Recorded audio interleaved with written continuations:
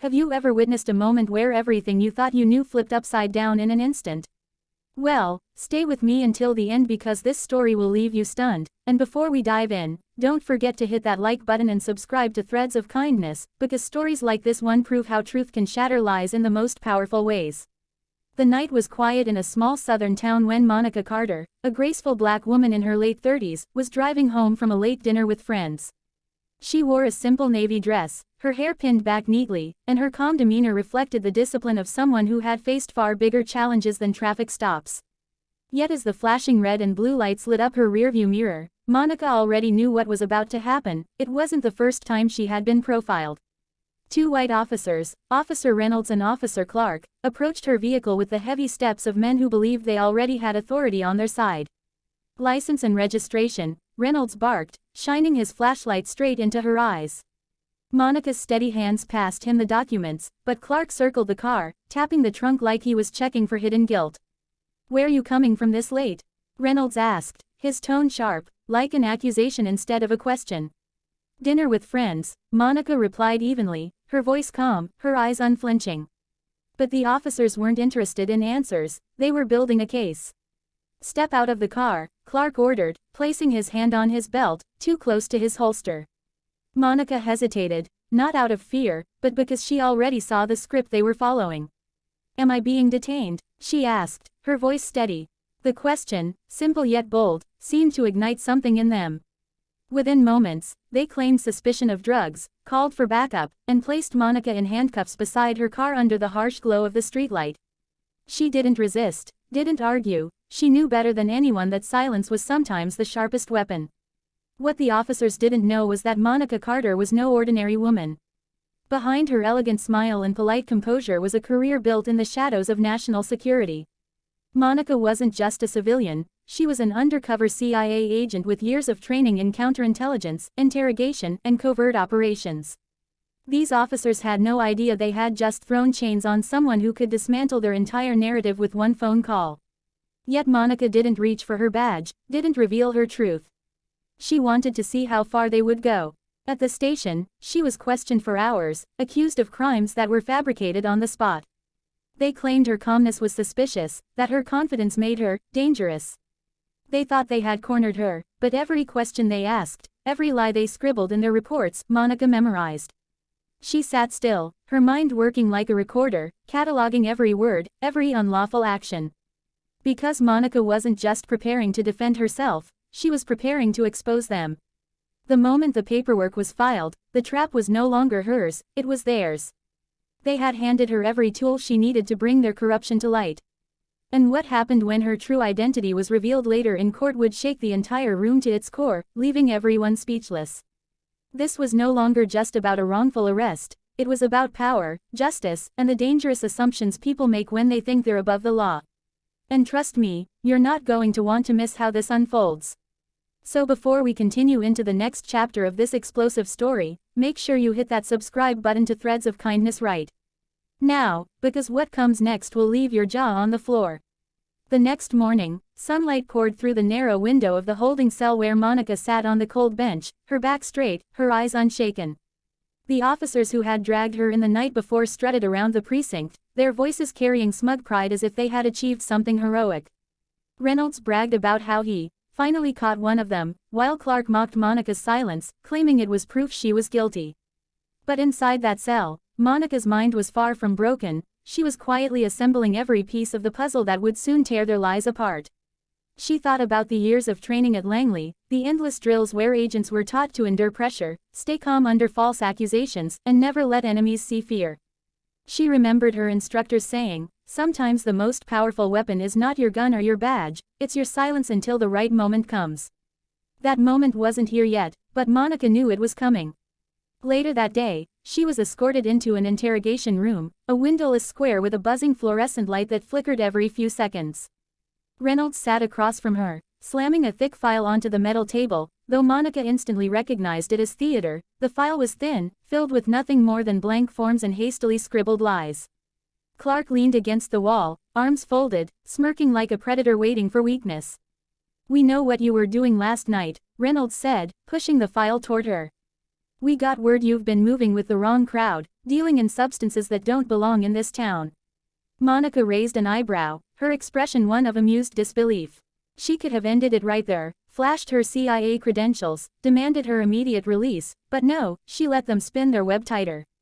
Do you have proof? She asked calmly, her voice low, her eyes piercing. That question seemed to irritate Reynolds, who leaned closer and hissed, "We don't need proof when people like you always slip up." People like you. The words rang in the air like poison, dripping with prejudice. Monica's jaw tightened, but she didn't react.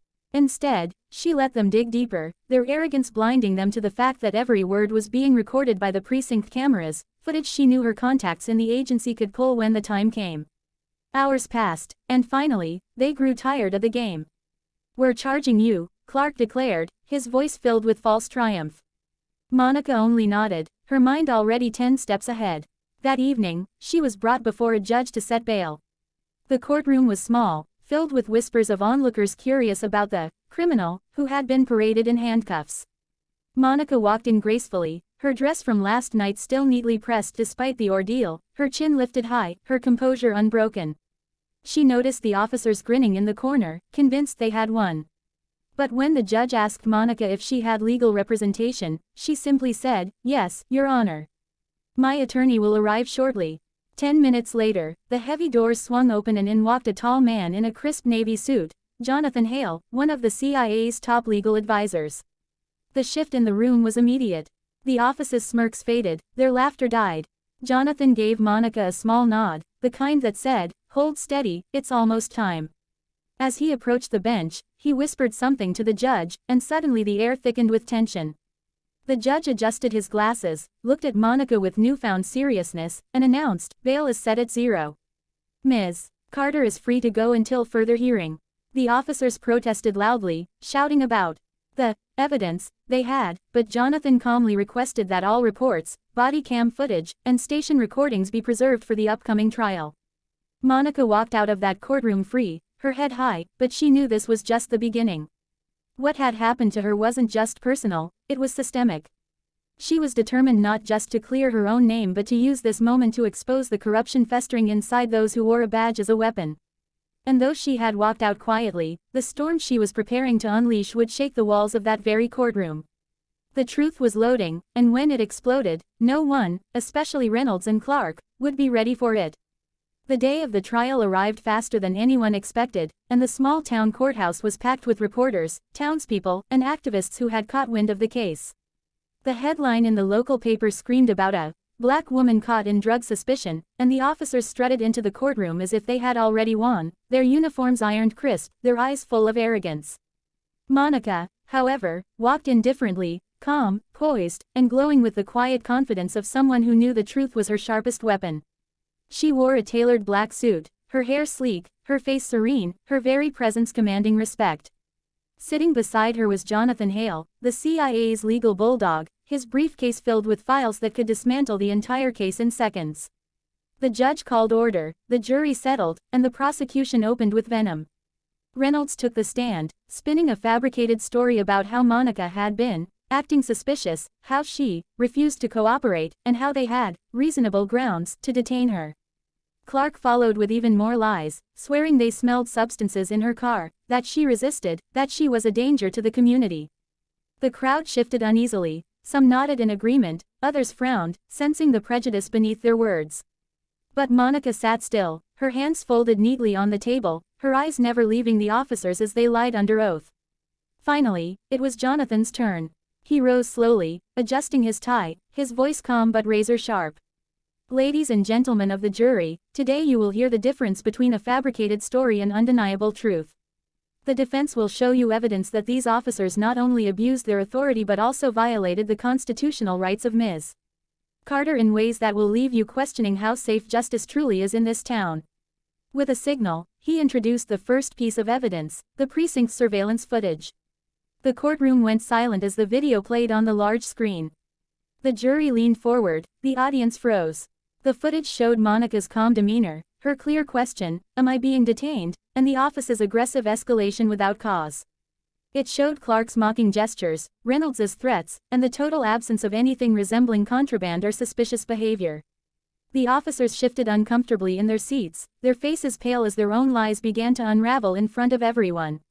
But Jonathan wasn't finished. He played the body cam footage next, where Reynolds's voice was caught saying, "We don't need proof when people like her always slip up." The courtroom gasped, a ripple of outrage spreading through the crowd. The phrase, "people like her," hung in the air like a thundercloud, exposing not just bias but intent. The judge banged his gavel for silence, but the damage was done. The jury's faces hardened, their eyes filled with disbelief and anger at the blatant injustice. Then, Jonathan delivered the final blow. He approached Monica and asked her calmly, "Ms. Carter, could you please state your profession for the record?" For the first time, Monica spoke, her voice steady and clear. "I am a field agent with the Central Intelligence Agency." Gasps erupted across the courtroom, the officer's jaws dropped, and even the judge's pen slipped from his hand. Monica continued, "For over a decade, I have served this country in intelligence operations overseas and domestically, protecting national security. I was profiled, arrested, and accused without evidence, simply because of how I look." What these officers didn't realize was that every move they made was not only unlawful, it was being recorded, and those recordings prove the truth. The silence that followed was deafening. The officers who had once looked so untouchable now sat frozen, their reputations crumbling in real time. The jury glanced at each other, their expressions fierce, as though justice itself had been woken from a long slumber. The judge called for a recess, his face tight with unease, knowing this case had just shifted from a small-town hearing to a national spectacle. Outside the courthouse, the press swarmed, shouting Monica's name, while across the country, news outlets began to broadcast the story of the CIA agent wrongfully arrested. The courtroom fire had been lit, and the truth was spreading like wildfire. What came next would not only decide Monica's fate but also determine whether corrupt power could survive in the face of undeniable truth. What began as a few small repair jobs slowly grew into something bigger than Daniel ever imagined. Within months, word of his reliability and kindness spread across the neighborhood. People didn't just hire him because he could fix things, they trusted him because he showed up on time, charged fairly, and treated every home like it was his own. Soon, he wasn't just the local handyman, he was becoming the go-to problem solver for families all around town. His weekends were fully booked, and eventually, he had to reduce his hours at the hardware store to keep up with the demand. For the first time since his wife's passing, Daniel could breathe a little easier. There was food in the fridge, Emily's clothes were new instead of secondhand, and the overdue bills that once haunted him were slowly disappearing one by one. But beyond the money, there was something far greater growing inside him: pride. Pride in the life he was building, pride in the father he was becoming, and pride in the example he was setting for his daughter. Emily noticed it too. She no longer asked why her dad was always tired. Instead, she boasted to her friends at school, "My daddy has his own business." That one sentence was enough to make Daniel's heart swell with joy. Every late night, every scraped hand, every moment of doubt, it was all worth it. His daughter could see him not as a broken man struggling to survive, but as a strong father who refused to give up. And that, to Daniel, was the greatest success of all. But life still had more lessons to teach him. With growth came new challenges: balancing multiple jobs, handling customer expectations, learning about invoices and taxes, and figuring out how to expand without losing the personal touch that had made him special. There were nights when the paperwork piled up, when exhaustion tempted him to quit, when fear whispered that it was all too much. But every time doubt crept in, he remembered the promise he made to Emily and to himself. He wasn't just building a business, he was building a future. Slowly, Daniel began to dream bigger. He created a small logo for his repair service, ordered business cards, and even started a simple social media page to share his work. To his surprise, the online world opened doors he never expected. Neighbors tagged him in posts, friends shared his page, and new customers began calling from areas he had never worked in before. Each message, each job, each word-of-mouth referral felt like confirmation that he was on the right path. Soon, he wasn't just fixing leaky faucets and broken chairs, he was renovating kitchens, repairing roofs, and taking on projects that truly showcased his skill. Every success built his confidence, and every setback taught him resilience. Daniel was no longer living day to day, he was laying the foundation for something lasting. Through it all, Emily remained his biggest cheerleader. On the nights when he worked late, she would draw pictures of him holding tools, writing, "Best Daddy in the World," across the page. He kept those drawings pinned above his desk as a reminder of why he worked so hard. And whenever exhaustion threatened to overwhelm him, he would glance at those crayon-colored reminders and push forward. Daniel's life was far from perfect, but compared to the man who once sat defeated at his kitchen table, he was unrecognizable.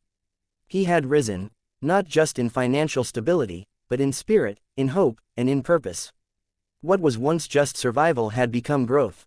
And as his small business continued to blossom, Daniel began to believe that maybe, just maybe, the life he once thought impossible was finally within reach. This was not the end of his journey, but the beginning of a brighter chapter, one filled with possibility, hope, and the kind of success that comes not from luck, but from relentless love and determination. Years had passed since the night Daniel sat at his kitchen table drowning in unpaid bills and despair. The man who once questioned whether he could keep a roof over his daughter's head was now walking through the doors of his very own workshop, proudly displaying the sign that read, "Bright Fix Solutions, repairs you can trust." The small side hustle that began with a few flyers and whispered referrals had blossomed into a thriving business. He now employed 3 workers, men who had also fallen on hard times and were grateful for the chance Daniel had given them. His calendar was filled with renovation projects, his phone rang with new opportunities, and his name had become synonymous with reliability and kindness. But more than the money, more than the growing reputation, what truly mattered was the life he had created for Emily. She was now a bright, confident young girl, her smile radiant and her laughter echoing through a home no longer shadowed by fear. She didn't just see her father as someone who worked hard, she saw him as her hero, a man who turned struggle into strength and pain into purpose. On the day of his workshop's grand opening, Daniel stood before a small crowd of family, neighbors, and customers who had supported him from the beginning.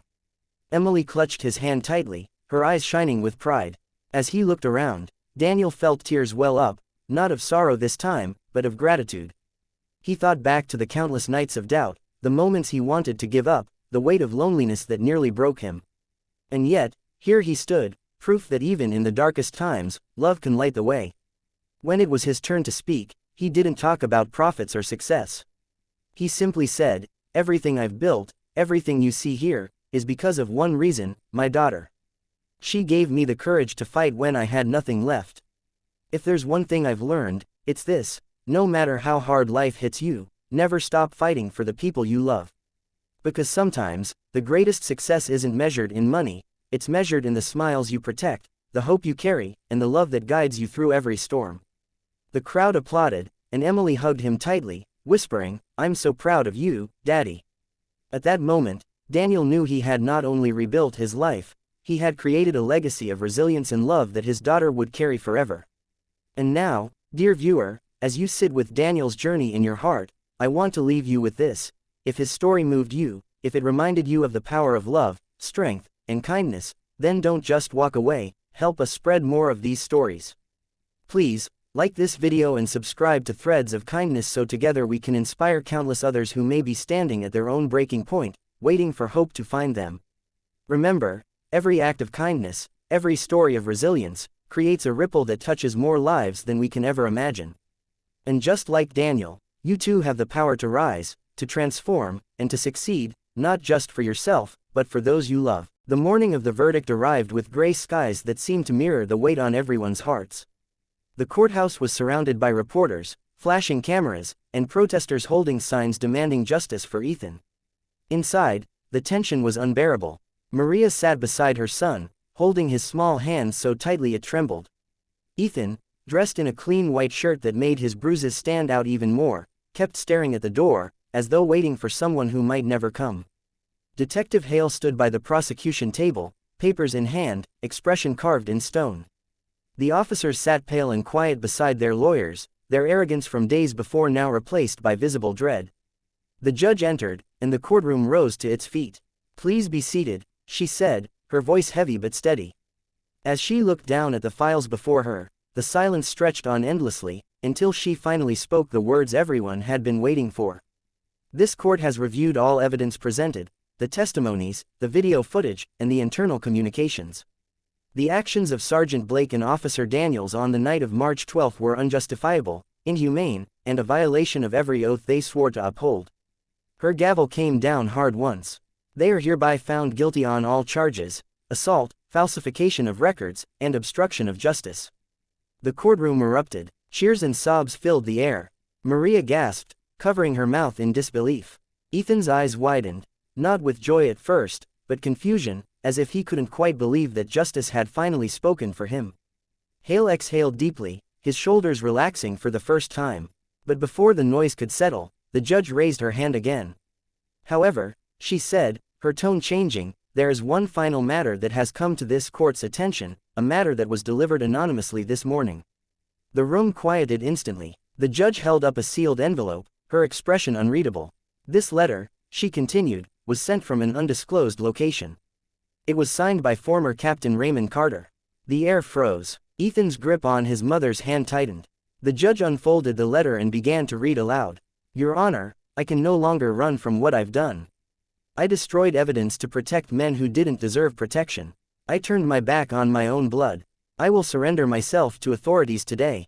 But before I do, I've attached one more file, proof of a much larger cover-up involving higher-ranking officials.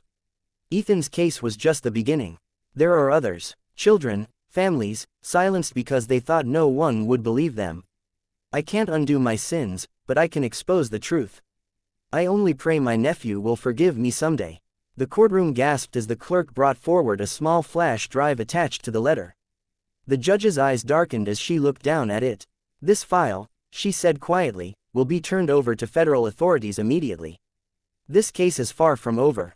Maria buried her face in her hands, crying softly, tears of both sorrow and relief. Hale closed his eyes for a brief moment, as if whispering a silent thank you to the man who had finally done the right thing. Ethan sat still, staring at the letter. His voice, when it came, was soft and trembling. He did the right thing, didn't he? Hale knelt beside him, placing a hand on his shoulder. Yes, son, he finally did. When the judge dismissed the court, people rose and clapped, not just for the verdict, but for the bravery of a child who had forced the system to listen. Reporters surrounded Maria, shouting questions, but she ignored them all. She knelt beside her son, cupping his face.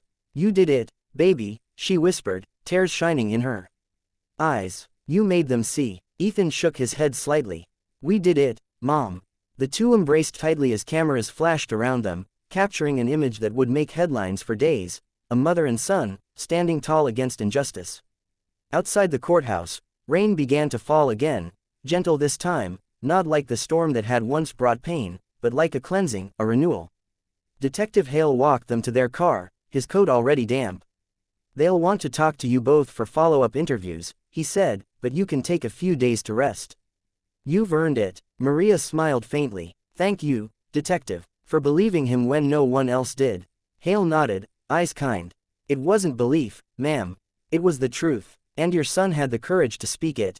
Ethan looked up at him. Will Uncle Raymond go to jail? Hale hesitated, then spoke honestly. Yes, he will, but maybe now, he'll find peace too. As they drove away, Ethan gazed out the window, watching the raindrops chase each other down the glass. Mom, he said softly, maybe now people will listen when kids say they're hurt. Maria smiled through her tears. They will, sweetheart, because of you. The car disappeared down the wet road as the courthouse loomed behind them, a symbol of pain, truth, and the small voice that made the world stop and listen. And for everyone watching right now, if this story touched your heart, please like this video and subscribe to Kindness Tales Live. Because stories like Ethan's remind us that even the smallest voices can shake the walls of power, and that courage, no matter how young, can change the world.